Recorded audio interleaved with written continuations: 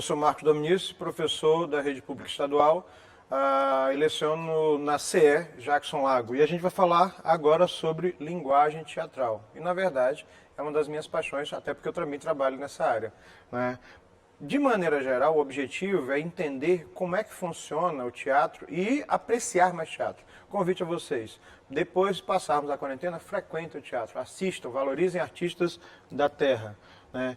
Como entender o teatro? O teatro tem como elemento principal o ator, que conta uma história para uma plateia. Então, tudo é feito ao vivo, na hora, instantaneamente. E as reações dependem exatamente como você vê e estrutura a peça. Aqui nós temos, por exemplo, Três Claus, que é um dos símbolos mais importantes do teatro. A máscara teatral, ou seja, a maquiagem e a composição de criação de personagens, né? O que é elementar para você entender teatro? O ator, o texto e o público. O ator é aquele que faz a ação ou conta a história, né? O texto é a ação em si ou a história a ser contada. E o público é aquele que assiste a ação. O interessante é perceber que o ator ele tem duas ferramentas para você fazer o trabalho teatral. A voz e a segunda, o corpo, onde uma depende da outra e você pode deixar de utilizar uma delas. Por exemplo, é possível contar uma história somente utilizando o corpo. O texto em si é a história, que pode ser falada, verbalizada, pode ser cantada, né? Algumas variações do teatro cantado chama-se ópera, uma variação do teatro dançado já interfere em outra manifestação artística, que é a dança. O balé é um exemplo disso, mas os musicais também são referências. Ele pode ser simplesmente gestual, o corpo pode falar todo, e você tem a forma de contar a história de duas maneiras. A gente chama de teatro realista, né, o teatro com início, meio e fim, e o teatro contemporâneo, que já te dá liberdade para fazer várias outras formas de representação cênica. O público por si, ele pode simplesmente assistir ou ele pode interagir. E aí você tem uma discussão bem grande no meio teatral sobre público e plateia, entre outras coisas. Mas o objetivo é a gente pegar um panorama geral e simplista, ok? Voltamos, né? Ator, texto e público. Bem, aqui eu tenho uma imagem do nosso Teatro Arthur Azevedo, que é um dos teatros mais antigos do Brasil, o segundo teatro mais antigo do Brasil. Quem não conhece, vale muito a pena, que é um teatro no formato italiano, onde a plateia fica de um lado e o ator se apresenta do outro. O que vale a pena no Teatro Arthur Azevedo não é só o fato de assistir o teatro, mas o próprio teatro é um monumento, já é um outro gancho das manifestações artísticas, que é o fato de ser um prédio que foi construído no final do século XIX. Beleza? O local cênico, ou seja, o teatro em si, ele não precisa ser só um local chamado teatro. Ele pode ser apresentado de várias maneiras. Pode ser apresentado no meio da rua, numa área circense, no meio de uma praça, numa escola. Ou seja, eu não preciso de um espaço específico, pode ter, é claro, facilita bastante, para que tenha teatro. Se eu tiver o ator, se eu tiver a história e tiver uma plateia, isso é teatro. Cenário. O cenário é um elemento que ele compõe a história através de estruturas que contam o tempo, o espaço e a ambientação, né? O cenário não é só uma estrutura aleatória. O cenário ele vai compor e facilitar essa estruturação cênica. E aí ele pode ser de várias maneiras. O ilustrativo, painéis pintados ou pendurados, o arquitetônico, objetos de verdade, o não cenário, que na verdade ele tá ligado diretamente à forma como o ator compõe a cena, o corpo do ator, a luz e a encenação, um cenário sonoro e verbal, onde vão se utilizar elementos sonoros para a criação de efeitos sensoriais na plateia, e o simultâneo, quando você utiliza várias linguagens de cenário ao mesmo tempo. O gesto, aqui só um exemplo de cenário arquitetônico, caixas de papelão, onde os atores estão estruturando a cena em cima, e o gesto faz a composição, porque o corpo, nesse caso, é a forma como o ator utiliza para contar a história. Eu sempre digo que a gente de teatro, a gente precisa de muito espaço, porque o nosso corpo grita muito essa necessidade de verbalização. E qualquer pessoa faz isso. Algumas pessoas utilizam o corpo para se comunicar bem antes da própria palavra. O cenário ele vai compor a história a partir da necessidade do texto em si. Por exemplo, aqui é um castelo que conta um conto de fadas, onde todo mundo participa, já que ele é tão importante quanto os atores em cena, né? Um barco criado que vai permitir a sensação de que você está no mar e coisas do tipo. Então o cenário ajuda e fortalece nessa visualização da história assim, e assim por diante. A cena.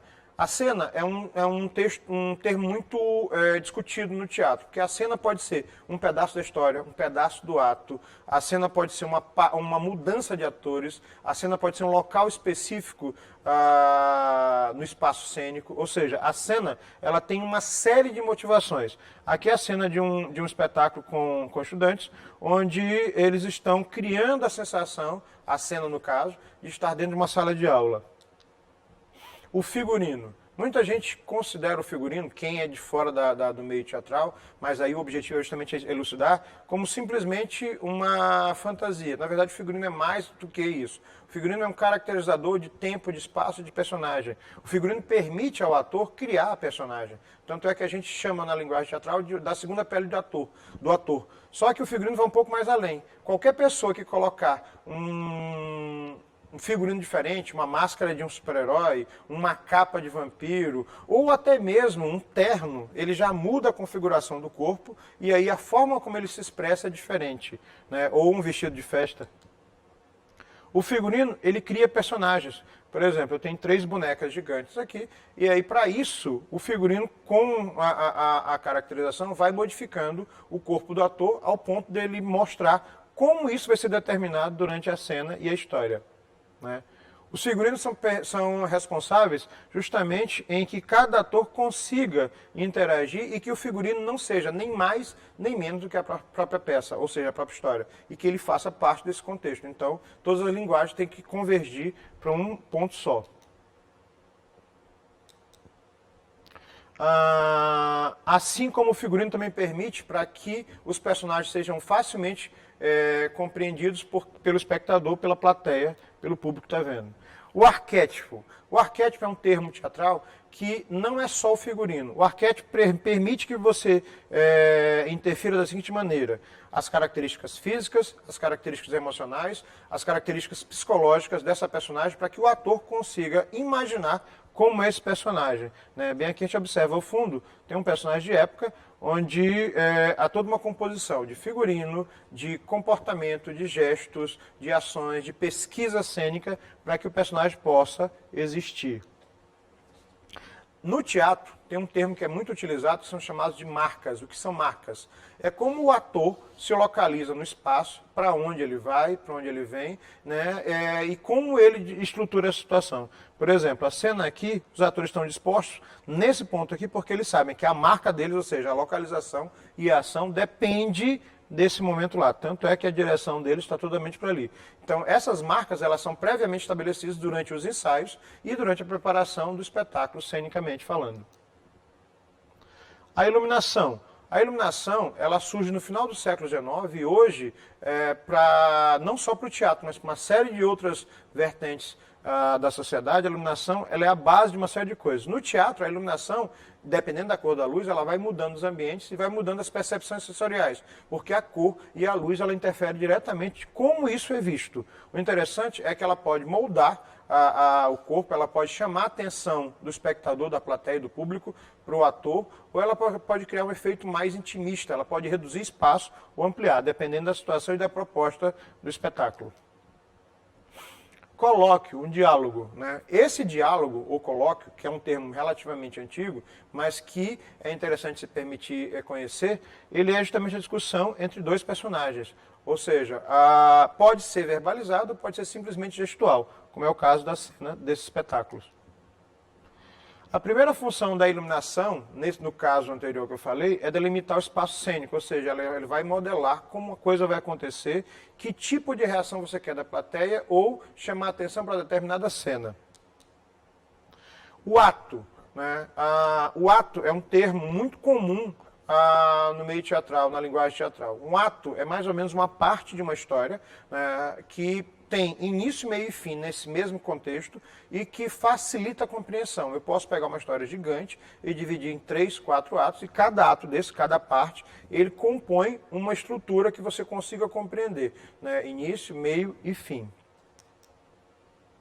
Caracterização. A caracterização, ela não é somente a maquiagem, ela não é somente o figurino. Ela é uma mistura de figurino, maquiagem e a criação do personagem. A caracterização, segundo o trabalho do ator, é que permite ao ator conseguir fazer com que essa personagem crie vida. Então a caracterização pode ser simplesmente uma peruca ou pode ir mais além, acessórios, elementos cênicos, uma maquiagem, um figurino, ou seja, ela vai além dessa situação toda. A maquiagem, a maquiagem, o figurino e essa criação da personagem, a caracterização por si só, ela não é uma coisa exclusiva do teatro. Ela se estende às produções na TV, produções na internet e ao cinema também. Protagonista e antagonista. Isso é bem interessante, eu coloquei dois personagens bem conhecidos dos quadrinhos, das histórias de quadrinhos, para a gente entender o conceito, né? O protagonista e o antagonista. Tem muita gente que acredita que o protagonista sempre é o mocinho, o herói, e o antagonista é o vilão. Na verdade, eles dois têm o mesmo peso. E eu utilizei um filme que meus alunos sempre comentam em sala de aula, porque os dois personagens, no filme, fazem a tensão da história acontecer. Mas isso não é um privilégio só do cinema. Se estende à TV e se estende principalmente no teatro. O antagonista é aquele que faz a oposição ao protagonista. Quando os dois têm o mesmo peso, a atenção do espectador ou do público, da plateia, ela fica voltada à história, né? Você pode ter mais de um protagonista ou mais de um antagonista, certo? Quando o antagonista é um vilão, o protagonista geralmente é o opositor. Quando o protagonista é um vilão, o antagonista vai ser o inverso. Então, a ideia é criar um conflito para chamar e focar a atenção da plateia para a história, seja de teatro, e essa linguagem também se estende um pouco, muito ao cinema e à TV, em produções de teledramaturgia, por exemplo. Caracterização novamente, né? A caracterização permite que atores se transfigurem em outros personagens e a partir disso você vai criando esse imagético da situação, da história, da encenação. Ação e discurso. No teatro, uma das coisas mais interessantes não é a história ser contada apenas, mas como você conta. Eu costumo dizer que algumas pessoas, elas contam histórias bem exageradamente. Tem gente que quando vai contar a história, ergue os ombros e se estica para que todo mundo venha ver. Tem gente que baixa a voz para contar a história. Tem gente que chega e acontece e fala de maneira bem, com um volume intenso na hora da voz.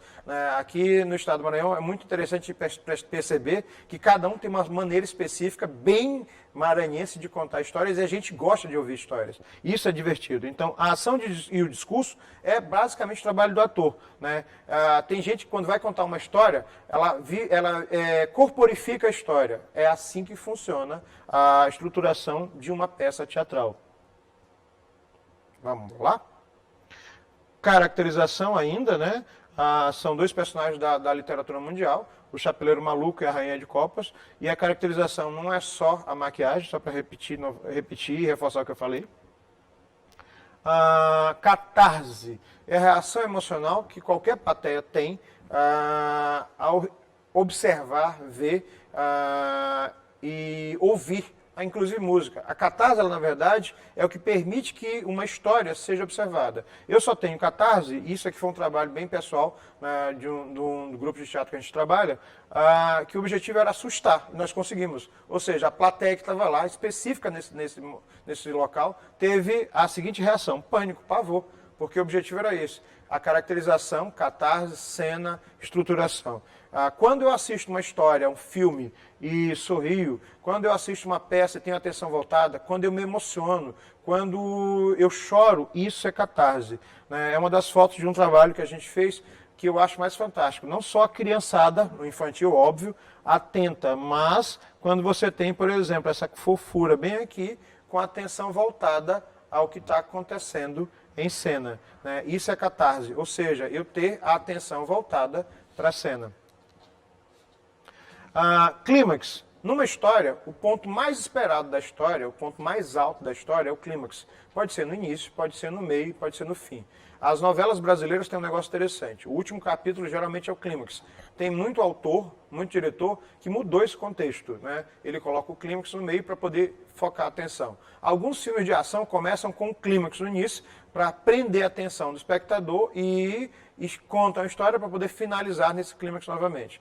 Na comédia, por exemplo, seja em teatro, seja em cinema, ou seja em outra produção, o clímax ele é o ponto alto de piada, mas a coisa vai sendo gradativa. Então o clímax pode ser o fechamento de uma história, pode ser um encerramento de um casal romântico, mas é a motivação mais importante da história em si. O diretor. O diretor é o responsável em organizar todos os mecanismos da produção, antes, durante e depois do espetáculo. Você pode ter um diretor geral, mas você pode ter diretores de núcleo. Um diretor de cena, um diretor de figurino, um diretor de cenografia, um diretor de produção. Então, o diretor é justamente a pessoa responsável para fazer a máquina funcionar, né? Se num espetáculo pequeno você precisa de muita gente para poder trabalhar, imagine num musical com 20, 30, 40 pessoas, como são os musicais da Broadway, onde você tem um diretor para cada segmento. Então, o diretor é o responsável em organizar todos esses elementos e fazer a composição de tudo no final para que a coisa dê certo. O dramaturgo é uma coisa interessante de perceber. O diretor pode ser o dramaturgo, mas ele pode ser também uma pessoa à parte. O dramaturgo é aquele que escreve a história, o autor da história. Essa cena aqui é de uma história bem conhecida de um dramaturgo brasileiro, de um autor brasileiro chamado Ariano Suassuna, O Santo e a Porca.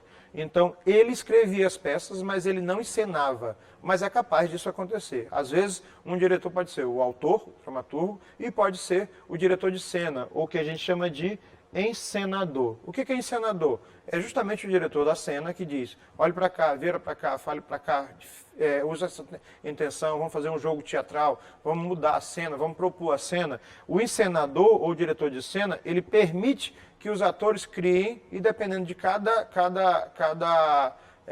forma de montagem cênica, cada encenador, cada diretor de cena, ele vai jogar com os atores para ver qual é a melhor proposta, além da que ele tem sobre o resultado final do espetáculo.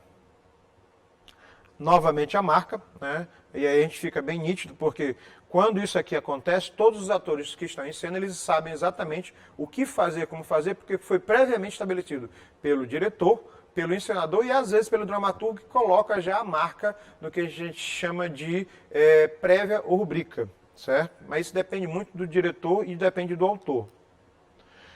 Caricatura é um termo que nas artes visuais está relacionado ao desenho. Na linguagem teatral, a caricatura está ligada geralmente ao exagero cênico, né? A caricatura é uma representação normalmente cômica, satírica, de traços singulares, né? Muito usada na comédia, a caricatura é o exagero da personagem, né? O menino alto demais, a menina baixa demais, o desastrado demais, o desatento demais. Então eu vou exagerar tanto traços físicos quanto traços psicológicos dessa personagem. A máscara. A máscara talvez seja o elemento cênico do teatro mais importante. Tanto é que, por exemplo, na Grécia Antiga, foram criadas duas máscaras que são a representação tanto da tragédia, que surgiu primeiro, quanto da comédia, né? E aí, hoje em dia, ainda se usa a máscara como essa simbologia do teatro em si. A máscara, ela na verdade, é o elemento mais simbologicamente importante do ator, né? Aqui tem uma exemplificação de uma máscara física, mas essa máscara pode ser simplesmente maquiagem ou pode ser maravilhosamente maquiagem, que vai criar esse personagem, por assim dizer. A criação coletiva. No teatro, a criação coletiva é quando você joga com todos os atores, com um grupo de atores, com um grupo de pessoas, e cada um deles vai colaborando, sobre o texto final e sobre a montagem do que vai acontecer. O processo é enriquecedor bastante para quem participa do jogo inteiro. Então, a criação coletiva, como o nome diz, é o resultado de um trabalho de grupo numa peça de teatro em si. O ensaio. O ensaio é a repetição da proposta cênica até que cada ator consiga desenvolver exatamente o produto final e dominar, né, e experimentar as possibilidades. Sem o ensaio, o espetáculo em si Não existe. Na hora que você tem só o texto e o ator, é o ensaio em si. Na hora que você tem o texto, o ator e a plateia, você tem o espetáculo de teatro. E o ensaio é um dos elementos mais importantes para que o espetáculo consiga fluir, né? E o ator consiga dominar o processo dele pessoal de encenação. Mambembe, eu escolhi alguns termos aleatórios porque são termos interessantes, mas muita gente ouviu e ainda não se deu conta. O mambembe, a palavra em si, significa itinerante, na rua, aquele que não tem um local fixo, né? É o teatro que está na margem dos teatros oficiais. As apresentações de rua, as apresentações cênicas são feitas em praças ou que têm locais variados. Hoje se apresenta aqui, amanhã em outro local e assim por diante. É o teatro mambembe.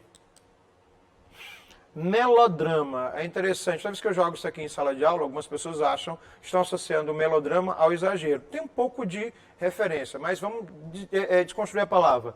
Melo vem da palavra melodia, que significa música. Drama é a história em si. O drama é a palavra na linguagem teatral que representa a história. Então, melodrama é uma cena com música e eu vou acrescentar essa música para aumentar cenicamente a reação emocional. Isso funciona muito para o teatro, funciona para o cinema e funciona para produções audiovisuais, inclusive teledramaturgia. Você pode aumentar o fator emocional com uma música de fundo, né? Você pode fazer uma plateia ao vivo, chorar, dependendo da representação, da intenção, da necessidade e a música ao fundo, ou seja, o melodrama que é criado.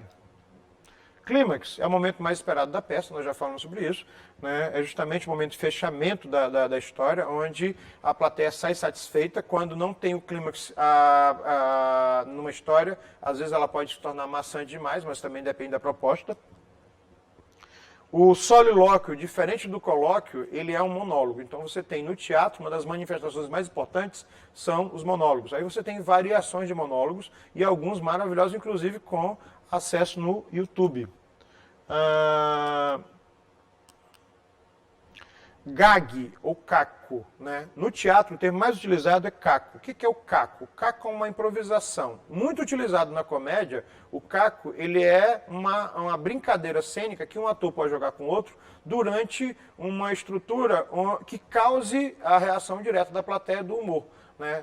Ela pode ser acordada entre os atores, no jogo de atores, ou ele pode simplesmente ser um insight do ator que lembrou de alguma coisa e quando ele jogou essa improvisação durante a cena, funcionou e a plateia teve retorno. E aí é um jogo bem interessante. Ele é basicamente uma improvisação voltada para o humor, mas ele pode funcionar para outras possibilidades também.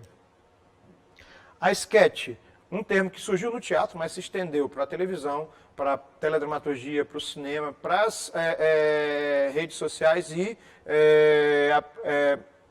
internet, por assim só. Mas a sketch é uma apresentação curta, com poucos atores, onde o objetivo é o humor em si.